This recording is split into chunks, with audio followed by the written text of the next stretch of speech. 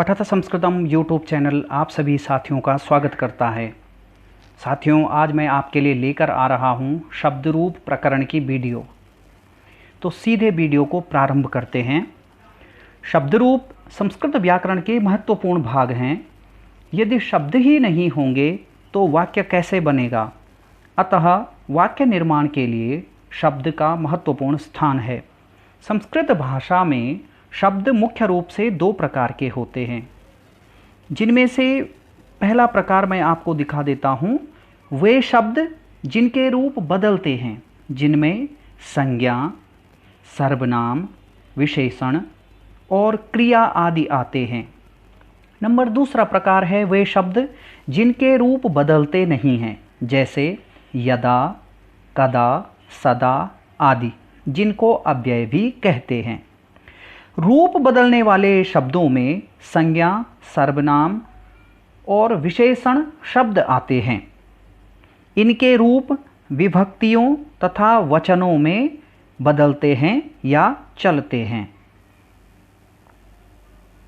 हिंदी में जिस प्रकार से वाक्यों के बीच में ने, को, से, के द्वारा, के साथ, के लिए आदि परसर्ग वाक्य का निर्माण करते हैं, उसी प्रकार संस्कृत में इन परसर्गों को नहीं जोड़ा जाता है, बल्कि शब्द के रूप में ही परिवर्तन किया जाता है, जिससे कि वाक्य का अर्थ निकलकर सामने आता है।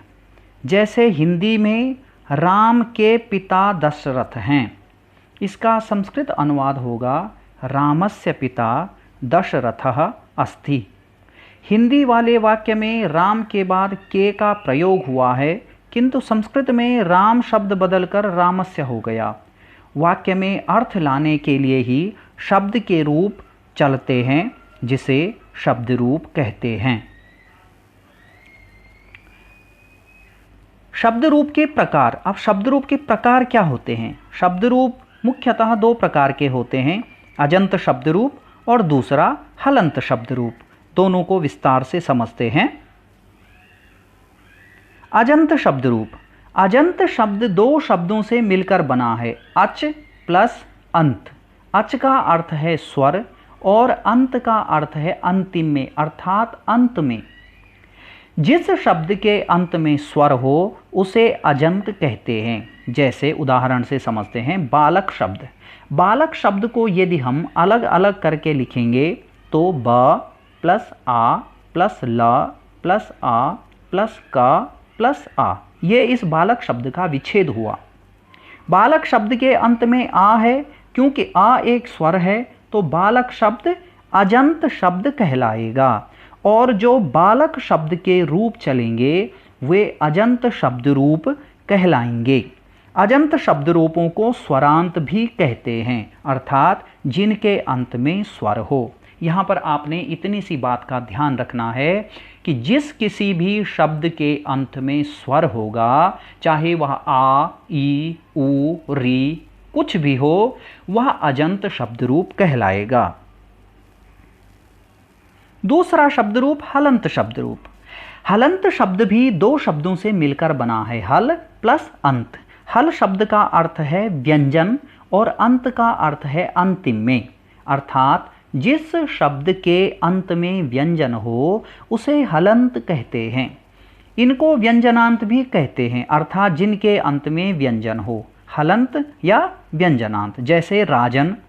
राजन शब्द को यदि हम अलग करके लिखेंगे तो र प्लस आ प्लस ज प्लस आ प्लस ना, क्योंकि अंत में ना क्या है? हलंत है, अर्थात इसके साथ कोई भी स्वर नहीं है, इसके साथ आ भी नहीं है, इसलिए यह हलंत शब्द रूप होगा।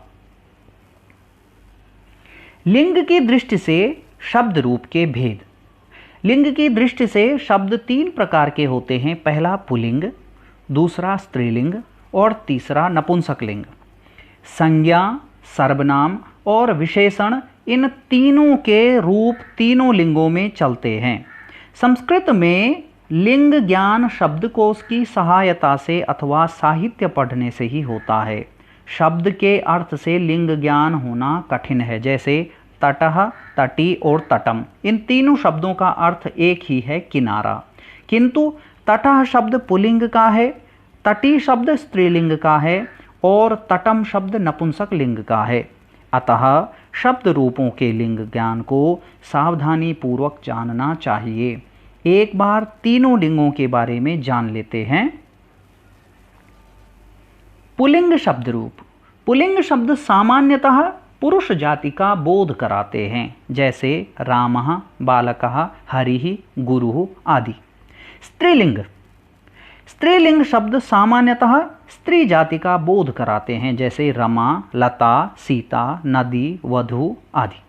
नपुंसक लिंग। नपुंसक लिंग शब्द सामान्यतः नपुंसक जाति का बोध कराते हैं, जैसे फलम, वस्त्रम, पुस्तकम, गृहम आदि। शब्द का अंत पहचानना। अब आपने कई बार देखा होगा कि आप अपनी पुस्तक में देखते हैं, जैसे राम शब्द होगा तो उसके ऊपर लिखा रहता है अकारांत, या किसी और शब्द के ऊपर लिखा रहता है इकारांत शब्द रूप, उकारांत शब्द रूप। इसको हम कैसे पहचानेंगे? जब हम किसी भी शब्द रूप पर निगाह डालते हैं तो उसके ऊपर लिखा रहता है अकारांत शब्द रूप, इकारांत शब्द रूप, उकारांत शब्द रूप, ऋकारांत शब्द रूप आदि।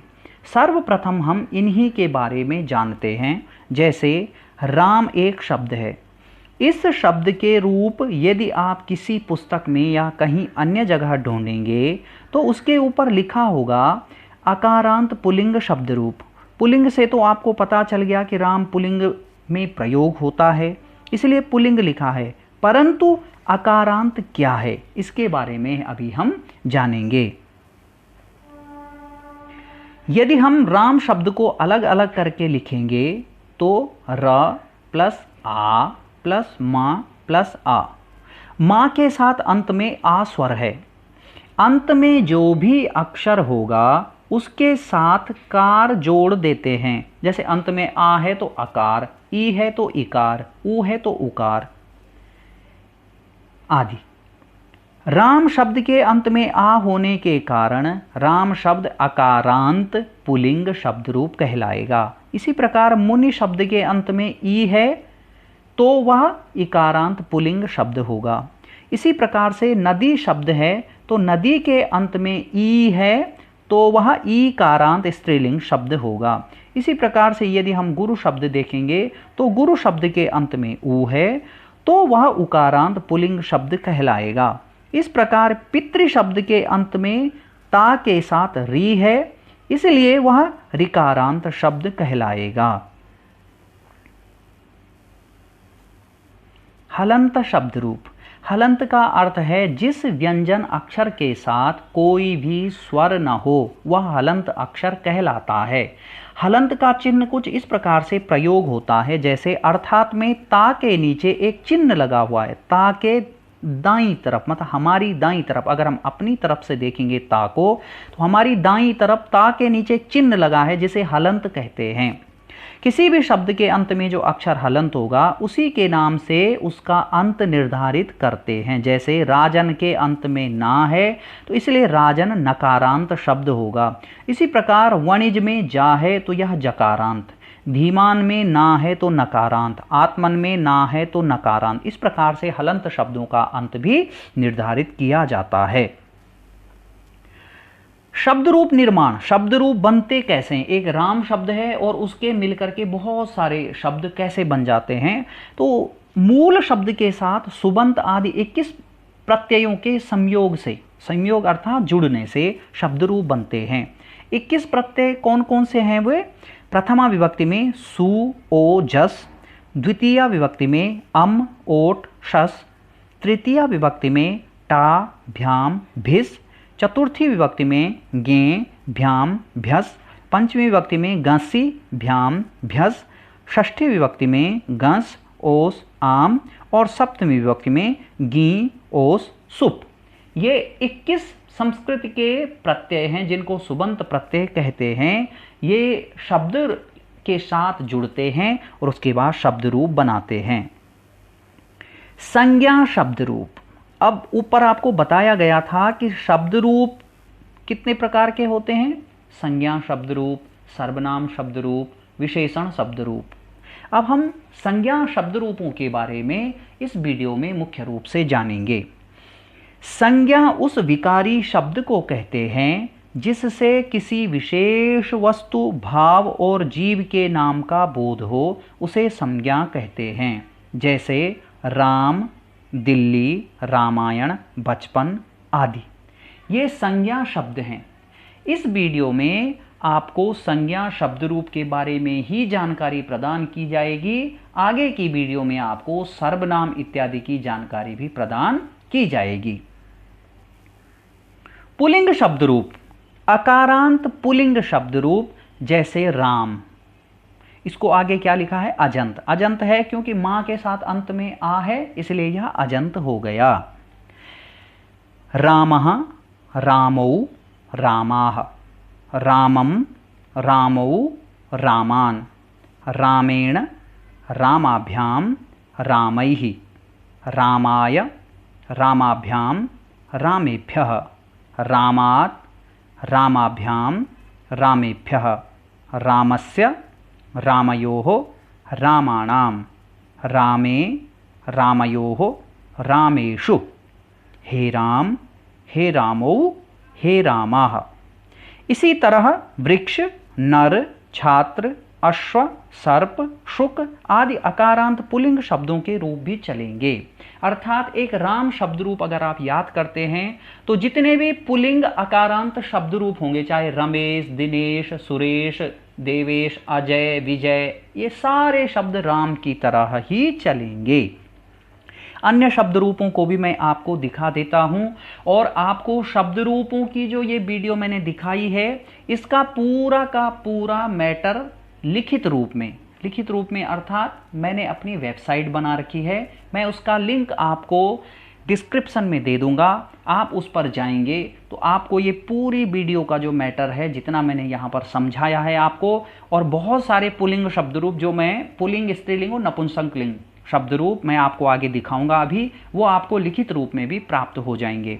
तो मैं आपको अब आगे शब्द रूप एक बार थोड़े से दिखाते चलूँगा। आप चाहे तो स्क्रीनशॉट से खींच करके फ़ोटो खींच सकते हैं अपनी, और या फिर आप वेबसाइट विजिट करके वहाँ से भी आप डिटेल निकाल सकते हैं। तो इसके बाद आगे जो शब्द रूप है वह है आकारांत पुल्लिंग विश्वपा अजंत में। इसको आप देखिए। इसी प्रकार से मैं आगे चलूँगा, आप फोटो खींच सकते हैं इन शब्द रूपों की। इसी प्रकार से इकारांत पुल्लिंग शब्द रूप हरि, इसकी तरह भी जितने शब्द रूप चलते हैं वो मैंने नीचे लिख रखे हैं, आप इनकी भी फोटो खींच सकते हैं। इसी प्रकार से इकारांत पुल्लिंग शब्द पति, पति शब्द रूप भी यहाँ पर दिखाया गया है आपको। आप इसको देख सकते हैं, पढ़ सकते हैं, लिख सकते हैं, चाहे फोटो खींच सकते हैं। उसके बाद उकारांत पुल्लिंग शब्द रूप गुरु, गुरु के जैसे अन्य शब्द रूप जैसे भानु, शंभु, विष्णु, पशु आदि जितने भी रूप चलते हैं उनकी वीडियो मैंने यहाँ पर आपको दिखा दी है। इसके बाद ऊकारांत पुल्लिंग वर्षाभू, वर्षाभू शब्द यहाँ पर दिया गया है। इसकी तरह जो अन्य शब्द चलते हैं जैसे हु, खलपु, स्वभू, करभू आदि ऊकारांत पुल्लिंग शब्द यहाँ पर दिए गए हैं। इसके बाद ऋकारांत शब्द रूप कर्त्री, कर्त्री में ता के साथ अंत में री है, इसलिए यह ऋकारांत शब्द रूप है। इसके रूप भी आप देख सकते हैं। ऋकारांत फिर से पितृ शब्द रूप, ता के साथ री है, इसलिए यह भी पितृ शब्द रूप है। इससे आगे ओकारांत शब्द रूप गो, ये गो शब्द रूप है। आप इस गो शब्द रूप को देखें और अपने उपयोग के लिए जैसा चाहें वैसा आप उपयोग कर सकते हैं। इसके बाद नकारांत शब्द रूप आत्मन, ना आत्मन में ना हलंत है, इसलिए यह नकारांत शब्द है। तो आप इसके रूप भी आसानी से देख सकते हैं या लिख सकते हैं। इसके बाद नकारांत शब्द रूप राजन, राजन के ना के अंत में कोई स्वर नहीं है, इसलिए यह भी हलंत शब्द रूप हुआ नकारांत। सकारांत शब्द रूप विद्वश, विद्वस, विद्वस के अंत में सा है, इसलिए सकारांत, सा है जिसके अंत में वह हो गया सकारांत। स्त्रीलिंग शब्द रूप, एक बार स्त्रीलिंग शब्द रूप भी देख लेते हैं। एक शब्द रूप मैं बोल देता हूं, देखिए रमा, रमे, रमाह, रमाम, रमे, रमाह, रमया रमाभ्यां रमाभिः रमायै रमाभ्यां रमाभ्यः रमायाः रमाभ्यां रमाभ्यः रमायाः रमयोः रमाणां रमायां रमयोः रमासु हे रमे हे रमे हे रमाः। अब रमा की तरह रमा के अंत में माँ के साथ क्या है, बड़ा आ। अब इस प्रकार के जितने भी शब्द होंगे स्त्रीलिंग में वे सब रमा की तरह चलेंगे, जैसे लता, दुर्गा, विद्या, गंगा, निशा, सीता, गीता, प्रीता, जो भी शब्द होंगे वो सब रमा की तरह चलेंगे। उसी प्रकार अन्य शब्द इकारांत स्त्रीलिंग मति शब्द है, जैसे मति शब्द रूप की तरह अन्य शब्द भी होंगे, वो मैंने नीचे दे रखे हैं, आप उनको भी देख सकते हैं। बुद्धि, भक्ति, प्रीति, जाति, रात्रि, इस प्रकार से सारे मति की तरह चलेंगे। ईकारांत शब्द रूप नदी की तरह अन्य शब्द रूप कौन से चलेंगे, गोरी, काली, नारी, पत्नी, पुत्री आदि ईकारांत शब्द सारे के सारे नदी की तरह चलेंगे। इसी की तरह उकारांत धेनु शब्द है, जैसे तो धेनु की तरह अन्य शब्द हो गए रेणु, हनु, तनु आदि उकारांत स्त्रीलिंग शब्द भी धेनु की तरह चलेंगे। उसके बाद है उकारांत वधु। वधु शब्द रूप यहाँ पर आपको दिखाई दे रहे हैं। आप इन शब्द रूपों को भी प्रयोग कर सकते हैं अपने उपयोग में, आप जैसा चाहें फोटो खींच सकते हैं, जिस प्रकार से भी आप चाहें। उसके बाद ऋकारांत शब्द स्त्रीलिंग में मातृ शब्द, इसी की तरह दुहित्री, यात्री आदि ऋकारांत शब्द रूपों के शब्द रूप भी चलेंगे। आगे चकारांत शब्द रूप, चा है जिसके अंत में वाच, ये चकारांत शब्द है। इसी प्रकार त्वच, शुच, रुच आदि शब्द भी चलेंगे। नपुंसकलिंग शब्द, एक नपुंसकलिंग शब्द से मैं परिचित करा देता हूँ आपको। फलम, फले, फलानि, फलम, फले, फलानि, फलेन, फलाभ्यां, फलैः, फलाय, फलाभ्यां, फलेभ्यः, फलात्, फलाभ्यां, फलेभ्यः, फलस्य, फलयोः, फलानां, फले, फलयोः, फलेषु, हे फलम, हे फले, हे फलानि। इसी प्रकार से अन्य शब्द रूप नीचे दिए गए हैं कौन कौन से चलेंगे। उसके बाद इकारांत शब्द रूप वारी, वारी शब्द रूप का प्रयोग। उससे आगे उकारांत नपुंसकलिंग मधु, उसकी तरह दारु, जतु, तालु, सानु आदि भी चलेंगे। सकारांत शब्द रूप पयस। इससे आगे तकारांत शब्द रूप जैसे जगत, जगत के अंत में ता है तो वह हो गया तकारांत। फिर उसके आगे नामन, नामन शब्द रूप नकारांत। तो इस प्रकार से आपको संज्ञा शब्द रूपों के बारे में इस वीडियो में जानकारी दी गई है। तो उम्मीद है आप सभी को वीडियो पसंद आई होगी और बहुत जल्द आपके लिए मैं दूसरी वीडियो सर्वनाम और उसके बाद में विशेषण शब्द रूपों के बारे में भी वीडियो लेकर आऊँगा। आपको वीडियो कैसी लगी इसके लिए आप हमें कमेंट कर सकते हैं। किसी भी विषय पर यदि आप वीडियो बनवाना चाहते हैं उस बारे में भी आप विस्तार से बता सकते हैं। और हमें किसी भी प्रकार की यदि आपको समस्या होती है तो आप हमें बताएं संस्कृत विषय को लेकर, हम उस पर आपकी सहायता करेंगे। चैनल को अभी तक आपने सब्सक्राइब नहीं किया तो सब्सक्राइब करें। नीचे डिस्क्रिप्शन में मैं आपको वेबसाइट का लिंक दे दूंगा, आप उस डिस्क्रिप्शन में जा कर के वेबसाइट विजिट कर सकते हैं। वहाँ पर बहुत सारी वीडियो हैं एजुकेशन से रिलेटेड। और चैनल को सब्सक्राइब करने के बाद बेल आइकन ज़रूर दबाएं, आपको नोटिफिकेशन बेल प्राप्त हो जाएगी। धन्यवाद, बहुत जल्द मिलूँगा आपसे एक और वीडियो के साथ।